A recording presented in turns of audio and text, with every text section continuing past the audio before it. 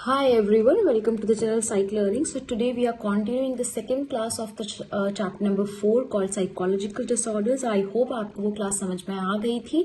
अगर नहीं आई थी तो आपने डाउट्स पूछ लिए होंगे. इसके अलावा अगर आपने वो क्लास नहीं देखी है, so it's very important to form the base. So I will request you to go to the YouTube channel and watch that first class video so that we can understand the second chapter or the second class of that particular video.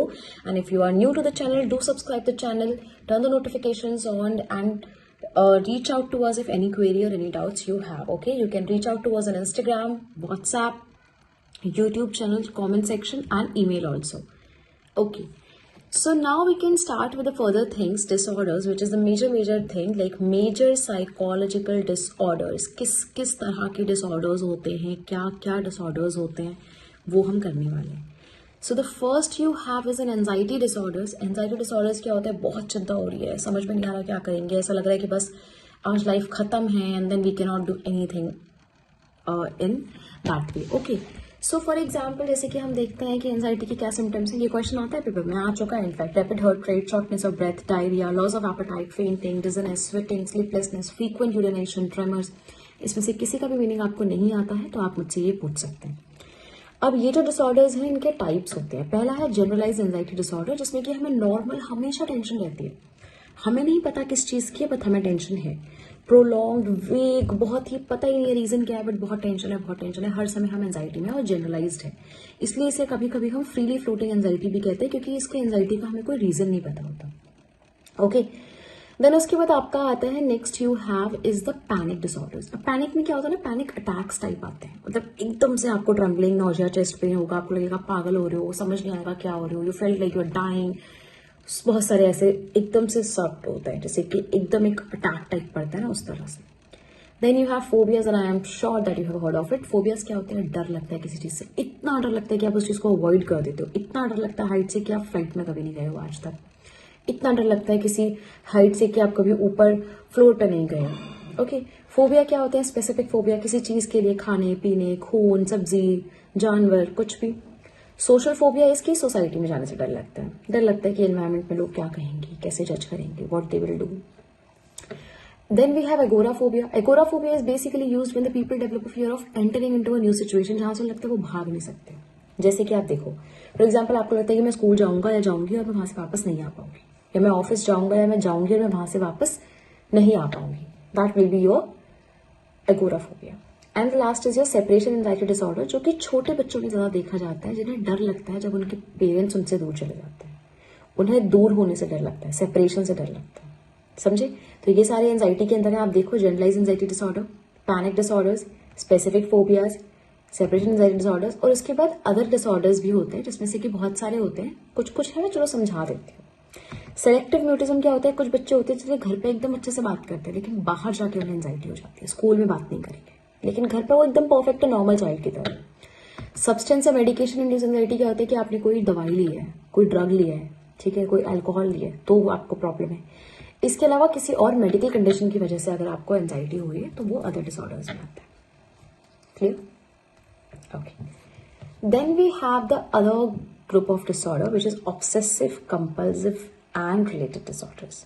तो obsessive compulsive and related disorders में क्या होता है basically कि आपको कोई चीज का ऑब्सेशन हो जाता है, बार बार आप उस चीज को सोचते हो, एंड फॉलोड बाय, क्योंकि आप उस चीज को सोच रहे हो तो आप उस चीज को करोगे. यू विल थिंक कि लॉक नहीं किया, तो यू विल कोई अगेन एंड अगेन.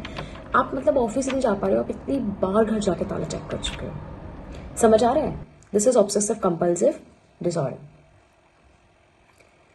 अब ऑब्सेसिव कंपल्सिव एंड ये लिखा है ना रिलेटेड डिसऑर्डर्स, तो इसमें और भी कुछ डिसऑर्डर्स होते हैं. जैसे कि एक होता है होर्डिंग डिसऑर्डर. होर्डिंग डिसऑर्डर क्या होता है? किसी चीज को कलेक्ट करना, बहुत कलेक्ट करना, इतना कलेक्ट करना कि पूरा घर भर देना. राइट. ट्राइकोटिलोमेनिया क्या होता है? हेयर प्लक करना, मतलब अपने बाल आप खींचे जा रहे हो. ऐसे लोग क्या होते हैं, उनका ना कोई रीजन यहाँ से बाल का गायब भी हो जाएगा, वो इतना हेयर प्लकिंग करता है. कुछ लोग होते हैं स्किन पिक करते हैं, एक्सकोरिएशन. तो एक्सकोरिएशन में क्या होता है? वो स्किन पिक करे, खून निकल गया फिर भी पिक करे जा रहे हैं. समझे? अब इसी में एक डिसऑर्डर होता है क्लैप्टोमेनिया, जो आपने बहुत सुना होगा. लोगों को चोरी करने की प्रॉब्लम होती है, घर में कमी नहीं है किसी चीज की, but they have to do. That is kleptomania. Okay. Next group of disorder is trauma and stressor related disorder. अब इसमें क्या होता है, आपको ट्रॉमा हो जाता है किसी चीज़ का, जैसे PTSD which is post traumatic stress disorder. किसी की डेथ हो गई, कोई बड़ा इंसिडेंट हो गया, एक्सीडेंट हो गया, कोई नेचुरल डिजास्टर हो गया, उसके बाद आपको बार बार उसके फ्लैशबैक्स आ रहे हैं, आपके दिमाग में वही चल रहा है, आप नम हो जा रहे हो, आपको चीज़ें प्रॉब्लम कर रही हैं, that is a post traumatic stress disorder. Adjustment disorder क्या होता है कि जब आपको किसी नई सिचुएशन में एडजस्ट करना होता है, किसी बच्चे को आपने गोद लिया है, उसको एडजस्ट करने में प्रॉब्लम है। एक्यूट स्ट्रेस डिसऑर्डर क्या होता है कि किसी ट्रॉमा के बाद थोड़े टाइम के लिए जो स्ट्रेस रहता है, that is acute stress disorder. Okay, इसके अलावा we have this much. Okay, अब उसके अलावा जो नेक्स्ट डिसऑर्डर है which is somatic symptom and related disorders. अब देखो, ये डिसऑर्डर्स भी काफी इंटरेस्टिंग है। इसमें क्या है, सोमैटिक सिम्टम डिसऑर्डर है, मतलब आपको पेन हो रहा है, आप बोलोगे मैम मेरे सर में दर्द हो रहा है, और आप झूठ नहीं बोल रहे हो, आपको सच में सर में दर्द हो रहा है। लेकिन अगर आपका चेक किया जाए तो सर में कोई प्रॉब्लम है नहीं, आपके हाथ में दर्द हो रहा है, आपके पैर में दर्द हो रहा है, दर्द हो रहा है बट चेक करने में कोई प्रॉब्लम आती नहीं है। इलनेस एंजाइटी डिसऑर्डर बेसिकली क्या होता है कि आपको टेंशन होती है कि मुझे कुछ हो रहा है, आपको एंजाइटी इस चीज़ की कि आपको कोई डिसऑर्डर है। जैसे आप लोग, मैम मुझे तो बहुत बड़ी बीमारी है, मैं डॉक्टर्स पर दिखाती हूँ, वो बताते नहीं है, वो निकालते नहीं है, वो अच्छे डॉक्टर नहीं है। ऐसे लोग क्या करते हैं, अलग अलग डॉक्टर्स के पास जाएंगे, फिर देखेंगे कि कौन बताएगा। अगर इनको बोल रहा आपको कैंसर है, आप मरने वाले हो, ये खुश हो जाते हैं। ये डिसऑर्डर होता है। फिर आपके पास है conversion disorder. Conversion disorder basically पहले इसे हाइपोकॉन्ड्रियासिस कहते थे। तो ये डिसऑर्डर जो होता है, इसमें क्या होता है कि आपका जो एक पर्टिकुलर पार्ट होता है ना, वो काम करना बंद कर देता है। ठीक है, इसमें क्या होता है, इट्स बेसिकली कॉल्ड हिस्टीरिया। तो इसमें आपको क्या होता है कि आपको दिखाई नहीं दे रहा, लेकिन आपको क्या हो रहा है कि आपकी आंखें ठीक है, समझ रहे हो आप, आपके हाथ बिल्कुल ठीक है लेकिन आपको दिखाई नहीं दे रहा है, राइट। फिर आता है आपका डिसोसिएटिव डिसऑर्डर्स। डिसोसिएटिव डिसऑर्डर्स में बेसिकली क्या होता है कि आप सच्चाई से दूर हो। डिसोसिएटिव अमनीशिया क्या होता है, आप चीज़ें भूल रहे हो, कुछ कुछ चीज़ें भूल रहे हो, ऐसा नहीं कि सब कुछ कुछ भूल रहे हो। डिसोसिएटिव फ्यूज क्या होता है कि आप अपनी आइडेंटिटी छोड़ के किसी नए शहर में नए नाम नए इंसान के साथ रह रहे हो। डिसोसिएटिव आइडेंटिटी डिसऑर्डर क्या होता है, मल्टीपल पर्सनैलिटी, एक ही इंसान 2-3 पर्सनैलिटी प्ले कर रहा है और उसको नहीं पता कि मेरी पर्सनैलिटी दूसरी भी है। देन यू हैव डीपर्सनलाइजेशन या डी रियलाइजेशन, जिसमें कि आप जो है दूसरों को, लाइफ को अपने हिसाब से देखते हो, मतलब सॉरी, अपनी लाइफ को दूसरों के हिसाब से देखते हो। जैसे कि आपने क्या किया, आपको लग रहा है कि ये चीज़ें सच है या झूठ है, आप समझ नहीं पा रहे हो कि सपना है ये सच में हो रहा है मेरे साथ, दैट इज डीपर्सनलाइजेशन या डी रियलाइजेशन, राइट। क्लियर है ये चीज़, okay. Then you have depressive disorders. अब डिप्रेसिव डिसऑर्डर्स क्या होते हैं, जिसमें कि हमें टेंशन है, डिप्रेशन है। अब नॉर्मली लोग बोलते हैं डिप्रेशन है, that is not depression. Depression के लिए क्या होता है, कुछ फैक्टर्स होते हैं, जैसे कि कोई एज पर्टिकुलर होती है, कोई जेंडर होता है, सिचुएशंस होते हैं आसपास के, ठीक है। अब इसमें क्या होता है, टाइप्स होते हैं। बाइपोलर 1 में क्या होता है, मेनिया होता है और डिप्रेशन होता है, बहुत खुशी, आपको पता नहीं क्यों इस चीज़ की खुशी हो रही है, mania. Then you have depression, बिल्कुल sadness. Then you have bipolar 2, जिसमें क्या होता है कि हाइपोमेनिया होता है, मतलब थोड़े से खुश होते हो आप, उसके बाद आपको सैड बिहेवियर आता है। फिर साइक्लोथाइमिक है। साइक्लोथाइमिक इज बेसिकली कि डिप्रेशन का थोड़ा सा छोटा वाला पार्ट हो गया, मतलब बाइपोलर का हाँ, मेनिया भी आ रहा है, वो भी आ रहा है, वो भी आ रहा है, उसका थोड़ा हाइयर पार्ट, थोड़ा छोटा पार्ट है, एक थोड़ा सा बोलते हैं ना, इतना सीवियर नहीं है, बट या ऑब्वियसली मेडिकल कंडीशन तो ये भी है, बट उतना सीवियर नहीं है जितना कि डिप्रेशन या बाइपोलर्स होते हैं। तो ये उसका माइल्ड वर्जन है, हाँ माइल्ड वर्जन।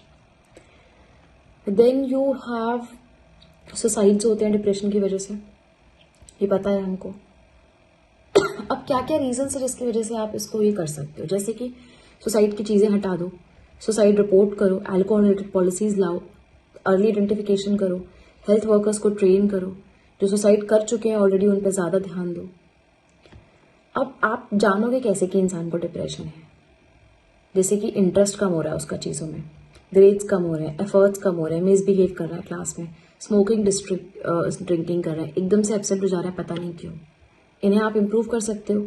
आप जो है पॉजिटिव लाइफ एक्सपीरियंस बढ़ाओ, उनका सेल्फ एस्टीम बढ़ाओ, उन्हें नई नई अपॉर्चुनिटीज़ दो काम करने के लिए, एक ट्रस्टफुल कम्युनिकेशन बनाओ, गोल बनाओ स्टूडेंट्स के लिए जो कि स्पेसिफिक, मेजरेबल और अचीवेबल हो, वो उसको अचीव कर पाए, उसको कर पाए। तो इस तरह की चीज़ें जो है वो ये डिफाइन करती हैं कि डिप्रेशन है। और आप ऐसे ही जाके किसी को भी नहीं बोलते ना कि भाई हाँ हम डिप्रेशन में तुम्हें, तो ऐसे नहीं करना है। तो this is all about the disorders, ठीक है। उसके बाद हम बाकी के डिसऑर्डर्स नेक्स्ट क्लास में डिस्कस करते हैं जो बचे हुए हैं। आज के लिए हम इतना ही करेंगे। And I hope you understood all the disorders. I like speed up very very fast ताकि ये जो भी टाइम ड्यूरेशन है इसमें ये पूरा हो जाए। तो कोई भी आप अगर चाहते हैं डिटेल में एक्सप्लेनेशन तो आप मुझसे पूछ सकते हैं। Or till then, take good care of yourselves. I hope you understood all the disorders. Remaining disorders will be continued in the third part, which will be the last part for this chapter. Till then, bye bye. Take good care of yourselves.